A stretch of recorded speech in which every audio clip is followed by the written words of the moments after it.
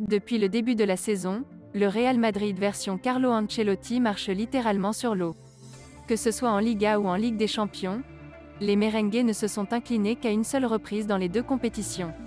Avec une rencontre disputée de plus que le FC Séville, le Real Madrid compte 12 points que son dauphin en Liga et s'est aisément qualifié lors des phases de poule en Ligue des Champions pour les huitièmes de finale. En outre, le technicien italien semble enfin être parvenu à tirer le meilleur des capacités de Vinicius Junior qui forme un duo très prolifique avec Karim Benzema depuis le coup d'envoi de la saison. De quoi permettre à Ancelotti de ne pas faire une liste de cadeaux de Noël en marge du marché des transferts hivernales. Non, je ne vais pas demander des joueurs cet hiver. Je vais demander ce que tout le monde souhaite, que la pandémie cesse et que nous puissions vivre l'avenir en bonne santé, a simplement affirmé Carlo Ancelotti à l'occasion d'une interview dévoilée par AS ce vendredi. Le président Florentino Pérez peut donc passer un réveillon sans stress. Prêté avec option d'achat l'été dernier, Nuno Mendes devrait bel et bien être définitivement transféré au PSG en fin de saison. En effet, le jeune Portugais a profité de la blessure de Juan Bernat, qui est revenu après une absence pour accumuler un temps de jeu important et s'imposer comme le titulaire du poste. Par conséquent, le PSG devrait bien lever l'option d'achat de Nuno Mendes estimée à 40 millions d'euros. Le joueur qui appartient toujours au Sporting sera donc probablement la première recrue estivale du PSG en 2022. En difficulté à la Juventus, Matthijs de Ligt pourrait relancer sa carrière en rejoignant le PSG, le FC Barcelone et le Real Madrid, comme l'a clairement laissé entendre Mino Raiola. Je pense qu'on sait tout quel club mentionner pour de Ligt pour sa prochaine étape. On verra cet été. Cela peut être Barcelone, ou le Real Madrid ou le PSG, a confié l'agent de Matthijs de Ligt dernièrement. Toutefois, le FC Barcelone ne serait pas encore armé pour boucler cette opération.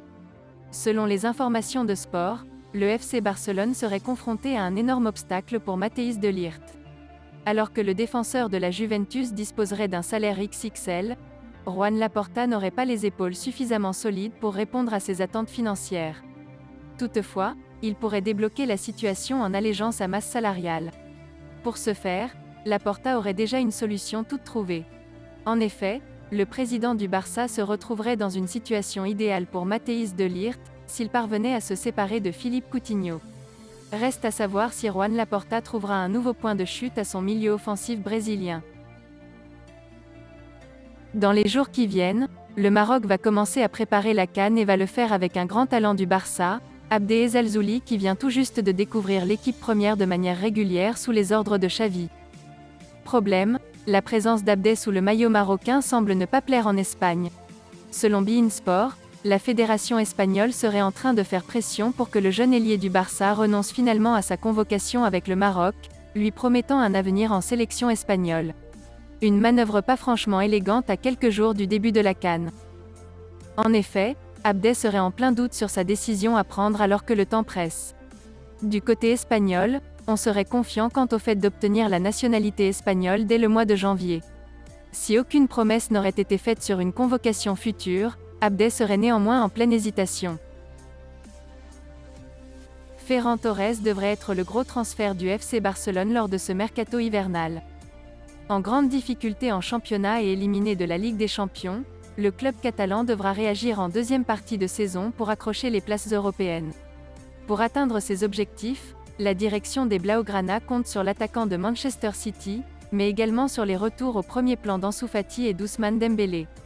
Selon les informations de Sport, Xavi devrait aligner les deux ailiers sur les côtés de l'attaque. L'axe est réservé à Ferran Torres. Le coach veut faire jouer le natif de Foao comme un faux numéro 9. Pep Guardiola l'a déjà utilisé à ce poste en Angleterre, puisque l'ancien joueur de Valence possède une qualité de finition qui lui permettra de concrétiser les occasions de son équipe.